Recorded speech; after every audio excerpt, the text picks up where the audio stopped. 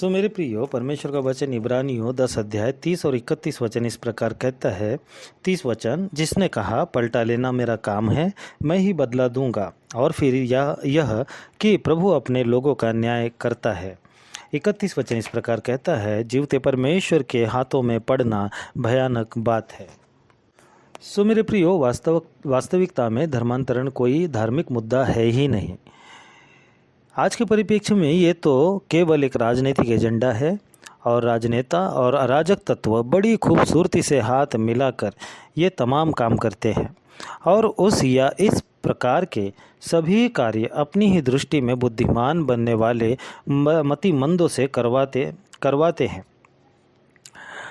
उद्योगपति समूह, हाँ, मतिमंदों से उद्योगपति समूह यह काम करवाते हैं। आप और हम सामान्य नागरिक जितनी जल्दी इस बात को समझ जाएं, इसमें ही सभी नागरिकों की भलाई है।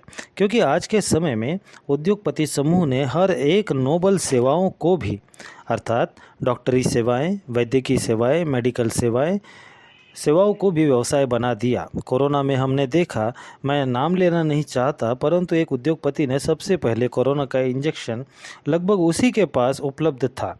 इसके अलावा अन्य एक बाबा ने अपने क्लिनिक के नाम पर, अर्थात बाबा जो बहुत बड़ी संस्था का मालिक है, योगा वगैरह सिखाते हैं बाबा जी, तो भगवान के और अपनी संस्था के नाम पर अप्रमाणित नकली कोरोना की दवाइयाँ बेच रहा था। कालांतर में उस पर बंदी लगाई गई, किंतु उस पर इस धोखाधड़ी के प्रति कोई कार्रवाई नहीं की गई, क्योंकि वह तथाकथित संस्कारी समूह का ही एक अराजक तत्व और एक हिस्सा है।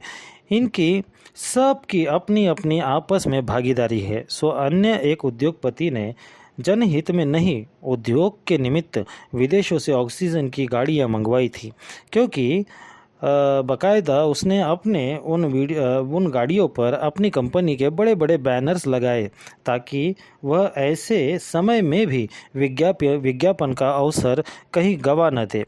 क्योंकि उसके औद्योगिक गुरु ने उसे मंत्र सिखाया कि आपदा में अवसर, क्योंकि उसके गुरु ने उसे यह सिखाया कि वह सिखाया कि किसी के मृत्यु में भी तुझे यह अवसर है कि तू व्यवसाय कर सके, क्योंकि आपदा में अवसर लोगों की मौतों में संस्कारियों ने खूब दबाकर अधर्म का धन कमाया और पाप कमाया। लेकिन परमेश्वर एक दिन हर एक विषय वस्तु का न्याय करेगा, क्योंकि परमेश्वर की ज्योतिर्मय आंखों से कुछ भी छिपा नहीं। जिन्होंने भी इस समय में, अर्थात कोरोना जैसी बीमारी के काल में अधर्म से पैसा कमाया,